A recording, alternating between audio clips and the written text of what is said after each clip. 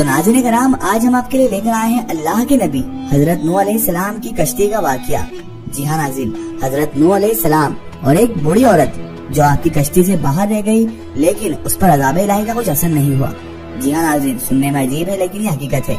आज हम आपके लिए लेकर आए हैं हजरत नूह अलैहिस्सलाम की कश्ती का एक बड़ा ही दिलचस्प और ईमान अफरोज वाक़या। तो मेरी आपसे मतबाना गुजारिश है कि इस वाक़ये को मुकम्मल तरीके से समझने के लिए इस वीडियो को एंड तक जरूर देखें, और अगर अभी तक आपने हमारे चैनल को सब्सक्राइब नहीं किया है तो उसे अभी सब्सक्राइब कर दीजिए और पास में दिए गए बेल आइकन पर भी क्लिक कर दीजिए ताकि हमारे वीडियो की नोटिफिकेशन आप तक पहुंचती रहे।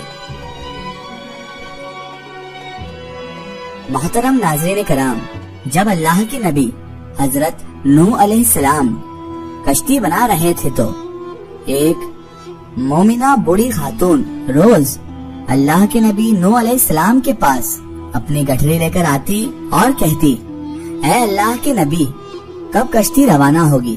तो अल्लाह के नबी हजरत नूह अलैहिस्सलाम फरमाते कि अम्मा अभी देर है। तो फिर वो बूढ़ी औरत शाम तक ऐसे ही बैठे रहती और फिर वो औरत उठकर वहाँ से घर चली जाती और फिर अगले दिन वापस से आ जाती। एक दिन अल्लाह के नबी हजरत नूह अलैहिस्सलाम ने फरमाया कि ऐ औरत, जब हमारा जाना होगा तो तुम्हें बता दिया जाएगा। इस दौरान अल्लाह का अज़ाब हजरत नूह अलैहिस्सलाम के मुखालिफों पर आ गया। कश्ती रवाना हुई तो अल्लाह के नबी हजरत नूह अलैहिस्सलाम ने उस औरत को ना बुलाया। जाहिरी तौर पर अल्लाह के नबी हजरत नूह अलैहिस्सलाम को उस बुढ़िया औरत को बुलाना भुला दिया गया। तूफान में दुनिया में हर तरफ तबाही मचा दी और जो भी उस कश्ती में महफूज था बस वही जिंदा रहा। और फिर जब तूफान थम गया तो एक दिन हजरत नूह अलैहिस्सलाम के दिल में मोहब्बत उठी कि उस शहर को देखूं कि जहाँ से मैं चला था। वहाँ आए और जब आप अलैहिस्सलाम ने करीब जाकर देखा तो एक झोपड़ी में एक दिया जल रहा था। और फिर अल्लाह के नबी हजरत नूह अलैहिस्सलाम ये देखकर चौंक गए कि रूए जमीन पर कोई ऐसा घर भी है कि इतने अजीम तूफान के बाद भी जिसमें चिराग जल रहा है। उन्होंने जब वहाँ तकबीर बुलंद की तो वो बूढ़ी औरत सामान लेकर आ गई और आकर कहने लगी कि या नबी अल्लाह, क्या आपकी कश्ती तैयार है और हम चलें? हजरत नूह अलैहिस्सलाम ने उसे हैरत से देखा और उसके बाद फरमाया, रुको है बूढ़ी औरत, ये बताओ क्या तुम्हें कुछ भी पता नहीं चला? तो वो बूढ़ी औरत कहने लगी, या नबी अल्लाह, क्या पता नहीं चला? तो आप अलैहिस्सलाम ने फरमाया कि इतना बड़ा सैलाब आया, इतनी बारिश आई, तो क्या तुम्हें कुछ भी पता नहीं चला? तो वो बूढ़ी औरत कहने लगी, या नबी अल्लाह, बस एक दिन बादल गरजे थे और कुछ हल्की सी फुहार पड़ी थी। तो हजरत नूह अलैहिस्सलाम हैरान हो गए और हैरान होकर आसमान की तरफ देखने लगे और फरमाया, ऐ मेरे अल्लाह, ये क्या माजरा है? तो अल्लाह तबारक व तआला ने हजरत नूह अलैहिस्सलाम पर वही भेजी कि ऐ मेरे प्यारे नबी, इस औरत के दिल में क्योंकि तुम्हारी मोहब्बत थी और तुमने इसे पाबंद कर दिया था, और चूँकि तुम्हारा इससे वादा भी था कि निजात की कश्ती में इस बूढ़ी औरत को भी ले जाओगे, तब जबकि तुमने अपना वादा पूरा नहीं किया। लेकिन ऐ नूह, मैं तो तुम्हारे वादे का जिम्मेदार था, इसीलिए मैंने उस बुढ़िया तक आज़ाब पहुँचने ही ना दिया। हजरत नूह अलैहिस्सलाम की उम्र तकरीबन 950 साल थी और वो जिस झोपड़ी में रहते थे वो इतनी छोटी थी कि जब आप सोते तो आधा जिस्म अंदर और आधा जिस्म बाहर होता था। जब हजरत इजराइल अलैहिस्सलाम रूह कब्ज करने आए तो उन्होंने दरियाफ्त किया कि आप अलैहिस्सलाम ने इतनी उम्र इस झोपड़ी में ही गुजार दी। आप अलैहिस्सलाम चाहते तो अच्छा घर बना सकते थे। तो हजरत नूह अलैहिस्सलाम ने जवाब दिया कि मैंने तो तुम्हारे इंतजार में इतना अरसा गुजार दिया है। तो मलिकुल मौत ने कहा कि एक वक्त ऐसा भी आएगा जब लोगों की उम्रें 100 साल से भी कम होंगी और वो बड़े बड़े महल भी बनाएंगे। तो इस पर हजरत नूह अलैहिस्सलाम ने फरमाया कि इतनी मुख्तसर सी जिंदगी, अगर मैं उस जमाने में होता तो अपना सर सजदे से ही ना उठाता। अल्लाहु अकबर। हजरत इब्ने अब्बास रज़ी अल्लाह ताला अन्हु से मरवी है कि उस कश्ती की लंबाई यानी कि 1200 गज और चौड़ाई 600 गज थी। हजरत सौरी रहमतुल्लाह अलैह फरमाते हैं कि हजरत नूह अलैहिस्सलाम को कश्ती के अंदरूनी और बहरूनी हिस्सों में तारकोल और डामरा अच्छी तरह से मलने का हुक्म मिला था और हिदायत दी गई थी कि कश्ती का सामने का हिस्सा बुलंदी पर उठा हुआ हो ताकि वो पानी को चीर सके। इस कश्ती की ऊंचाई 30 गज थी और इसमें 3 मंजिलें भी थी। कश्ती के ऊपर एक ढक्कन भी था जिससे वो बंद कर दी जाती थी। गोया आज के जमाने के मुताबिक वो एक अजीम आग गोश्त थी। हजरत नूह अलैहिस्सलाम कश्ती बनाने में मसरूफ थे اور جب قوم کے سردار آپ کے پاس سے گزرتے تو وہ آپ پر ہنستے اور مذاق اڑاتے اور تانے کستے، اور یہاں تک کہ کشتی جب تیار ہو گئی اور جب عذاب الہی کا وقت آیا تو اللہ تبارک و تعالیٰ نے حکم دیا کہ ہر قسم کے جانوروں کا ایک ایک جوڑا اس میں رکھ لو، اور جو لوگ ایمان لے آئے ہیں انہیں بھی اپنے ساتھ سوار کر لو۔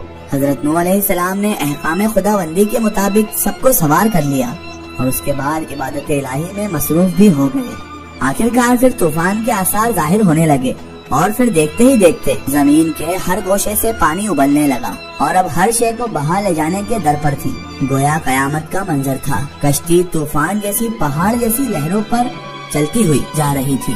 حضرت نوح علیہ السلام نے اپنے بیٹے کنعان کو دیکھا جو ایک اونچے مکان پر موجود تھا، تو اللہ کے نبی حضرت نوح علیہ السلام نے کہا، اے بیٹے ہمارے ساتھ کشتی میں سوار ہو جاؤ اور ان کافروں کے ساتھ نہ رہو۔ اس نے کہا، ابا میری فکر نہ کرو، میں ابھی سب سے اونچے پہاڑ پر چڑھ جاؤں گا اور پھر میں پانی سے بچ جاؤں گا۔ تو نوح علیہ السلام نے کہا کہ بیٹے قہر الہی سے کوئی نہیں بچ سکتا۔ اسی آسنا میں دونوں کے درمیان پانی کی ایک بڑی لہر عائل ہو گئی اور وہ پھر غرق ہو گیا۔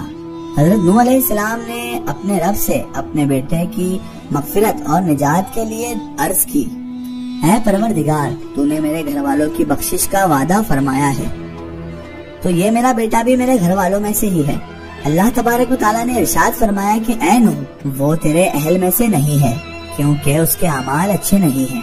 طوفان نوح میں پانی کی لہریں اس قدر بلند تھی کہ انہوں نے روئے زمین کے تمام پہاڑوں کو بھی چھپا لیا تھا۔ زمین پر کوئی بھی چیز زندہ اور سلامت نہ تھی، سب کچھ نیست و نابود ہو چکا تھا۔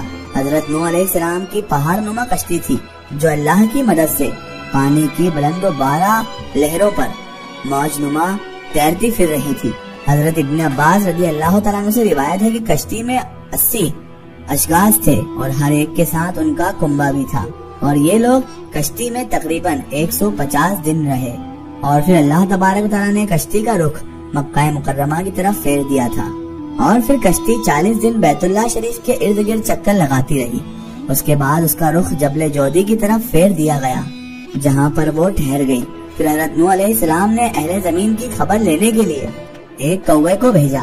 کوا جیسے ہی کشتی سے نکلا تو اس نے زمین پر مردار دیکھے تو وہ وہیں پر جھپٹ پڑا اور اس نے بہت تاخیر کر دی، جس کی وجہ سے پھر نوح علیہ السلام نے کبوتر کو بھیجا۔ کبوتر ایک زیتون کے پتے کو لے کر آیا اور اس کے پاؤں اس وقت کیچڑ میں اترے ہوئے تھے، جن کو دیکھ کر اللہ کے نبی حضرت نوح علیہ السلام نے اندازہ لگایا کہ زمین اب خشک ہو چکی ہے۔ حضرت نوح علیہ السلام جودی پہاڑ سے زمین پر اتر آئے اور پھر ایک بستی تعمیر کی جس کا نام سمانین رکھا، یعنی کہ 80 آدمیوں کی بستی۔ اسی دوران جب آپ علیہ السلام ایک مرتبہ صبح کو اٹھے تو ہر آدمی کی زبان بدل چکی تھی، یعنی کہ اب 80 زبانیں ہو چکی تھی اور لوگ ایک دوسرے کی زبان نہیں سمجھ پا رہے تھے، تو حضرت نوح علیہ السلام ہر ایک کی ترجمانی بھی فرماتے تھے۔ حضرت قتادہ رضی اللہ تعالیٰ عنہ فرماتے ہیں کہ قوم نوح علیہ السلام کے یہ افراد محرم کی 10 تاریخ کو کشتی سے باہر آئے۔ چنانچہ حضرت نوح علیہ السلام نے ایک بستی کو بسا کر دنیا کے کام کاج کو جاری و ساری کیا، اسی لیے آپ علیہ السلام کو آدم ثانی بھی کہا جاتا ہے۔ سبحان اللہ۔ ایک ضروری اطلاع، اگر آپ بھی کسی بزرگ یا اولیاء اللہ کا واقعہ ہمارے چینل سے شیئر کروانا چاہتے ہیں اور آپ چاہتے ہیں کہ ہم ان بزرگ کا واقعہ، کرامات یا کوئی معلومات پیش کریں، تو آپ ہمیں کمنٹ میں ان کے بارے میں بتا سکتے ہیں۔